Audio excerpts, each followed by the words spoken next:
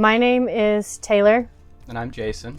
And we've been on the road for about 2 months, and we've lived in the skoolie for almost a year now.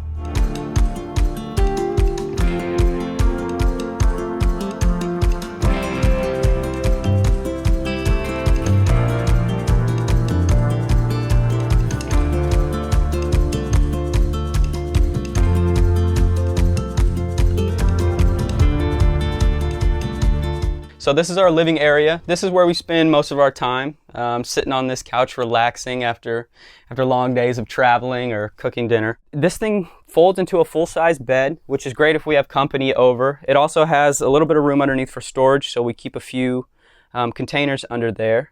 I think we got this from IKEA for about $500. Eventually, I think we want to take this out and put something a little more sturdy in here and a little more storage underneath, so we can utilize that. Over here, we kind of have our dinner table, our dinner area. So we built this little nook here. This folds up and down for when we're traveling. We kind of move it out of the way and store some stuff over here.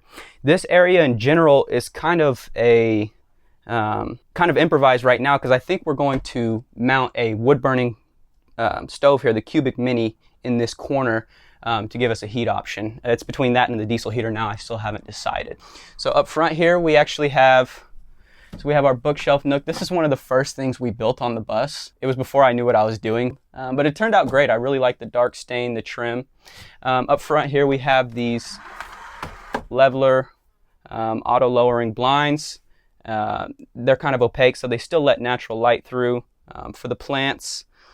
So on the road, we actually have these hooks to keep these because these were slowly shaking down. So we'll secure all of these up on the road. We've kind of learned that bungees are our best friend as we travel. Right above the door here, we kind of have a catch-all. This is such a mess. This is stuff that I like to throw in here: tape measures, pliers. Kind of as I'm working on stuff outside, I run in and out and I just toss it up there. So then we have the residential door here. We initially installed one without a window and that's pretty troublesome because you need to look out this door. So we basically just donated our old steel door there. The entryway here, this is all thin set mortar and tile. The flex grout is really good stuff. Highly recommend that. If you're going to put tile in your bus, you have to use some sort of flexible grout or this stuff's not going to hold up. We also cut out these core mats for the steps here. These are actually removable, so you can take them off and clean them. They're really sturdy, good at scraping off dirt off the bottom of your shoes so we don't track it in. This is our kitchen area. We wanted to keep a really open concept, so we have a lot of counter space. We went with the chop block counters we got at Lowe's and just chopped them up to fit our Furrion 3-burner stove with our 20-inch oven, and then we also cut in our double sink here. We got all of our cabinets from my aunt. We salvaged them when she was doing a renovation, and we chopped them up and fit them in here, and then I painted them this nice sage green and put some more modern handles on them. So the really cool thing about these cabinets is they actually have drawers that slide out so we can access the back a lot easier, and it gives us a lot more storage space inside of them. So in there we have our plates and everything, and then these slide out and we have all of our silverware and basic cooking utensils. And then our fridge has quite a bit of storage space. Our freezer, we can fit a lot of stuff in there, and then our fridge area can be pretty packed. We usually only have to go to the grocery store about once every other week, so it's really nice when we're on the road traveling for a long time or being off grid for a while. So I decided to go with a dark wood floor and then a light ceiling because I really wanted to open it up and make it look larger because it is a tiny space. So we went with a vinyl fake wood. It just works best for us because it's light and it stays waterproof. And then I just wanted all the other colors just to be a little bit lighter and make it feel warm and homey. So that's why we went with this sage here. And then the walls are kind of like a light blue white. That way it just looks bright and open in here and it's not a closed off space. And then in the living room, I kind of just wanted a little pop of color with the pillows and then a basic gray couch so that if I want to change it up, I can just change the pillows and I don't have to buy a whole new couch.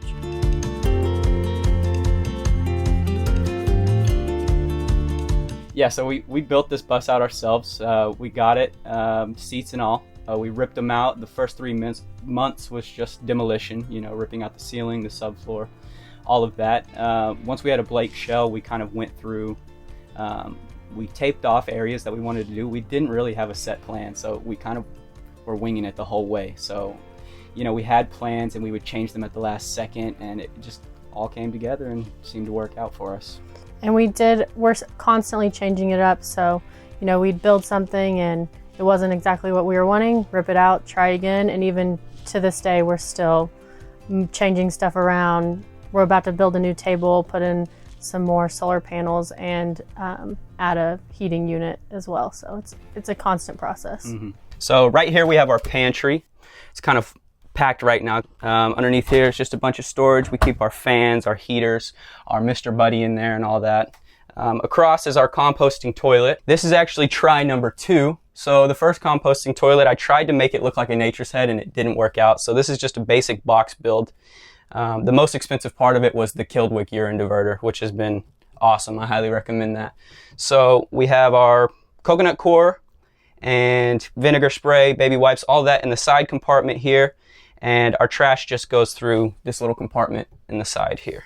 So back here, this is our bedroom. This is the coziest area of the bus. It kind of gets a little tighter back here, but it makes it a lot easier to keep warm and cool off when we're back here sleeping for the night. So we have the Dometic fan right above the bed. This thing's great. It moves so much air in and out. So if we turn the AC on and it's too hot back here, we can turn it on out and it'll just pull all that air back and cool off this area. We also have a bed extension here. It's only a full-size bed, but with the bed extension, it kind of helps because Ruby does love to sleep with us. This is her bed too. Underneath the bed compartment, we have our battery bank storage, our inverter, and our solar charger. Then we have 50 gallons of fresh water. So right in between them, there's kind of an open area. We call that our garage, and we just keep that full of our winter clothes, kind of, and we switch off, you know, through the seasons. So this is our closet area. We share this single rack. Then we have the drawers here. So Taylor has these 3 drawers. These are super deep. These are 2.5 feet deep, 3 feet deep. My 2 are underneath the bed here. So the closet area has been great. We kind of just stuff our shoes underneath here. Initially, we didn't think it would be enough space moving into here, but it seems to work out great. Okay, so for the bathroom here, we have our vanity and shower separated from the composting toilet.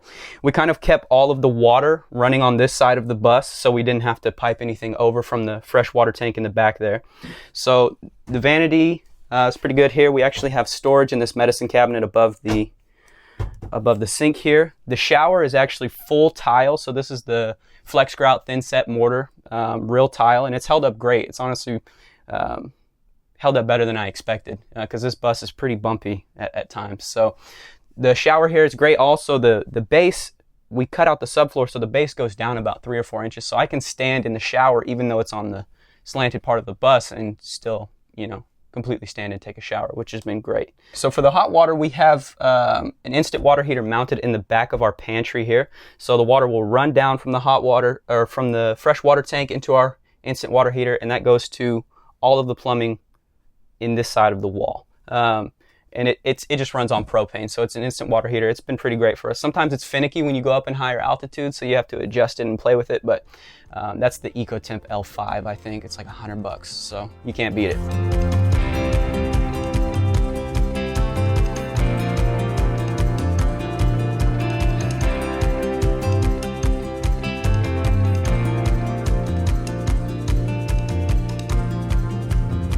I honestly didn't do a lot of the building. I would just say, can I have this here and can we put a table here? And then he would just rock it out. So yeah. it was a lot of fun for me. He had some stressful days for sure. It was a learning process for sure.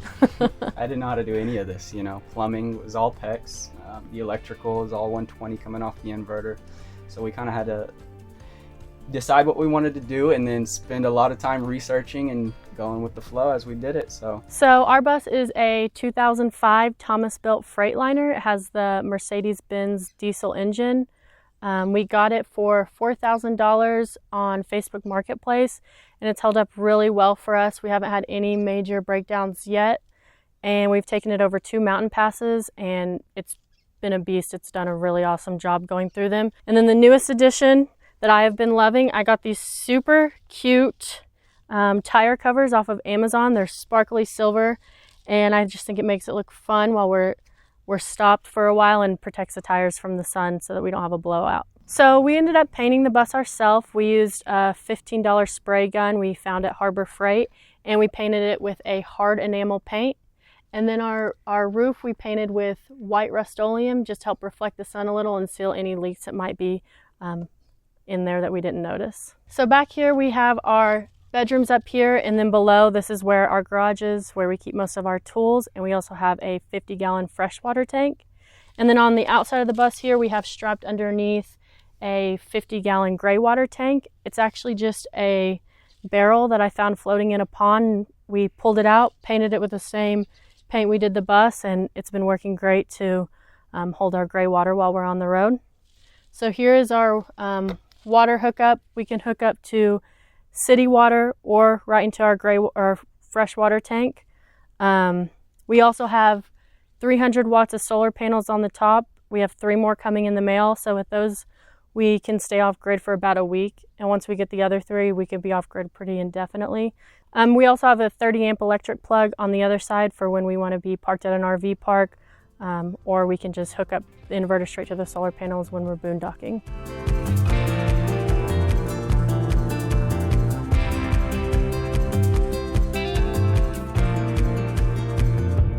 All right guys, I'm Jason. And I'm Taylor, and if you have any more questions about our build, you can shoot us a message on Facebook or Instagram at Ozark Valley Bus. And thank you so much for tuning in and taking a look at our tiny home. Thanks.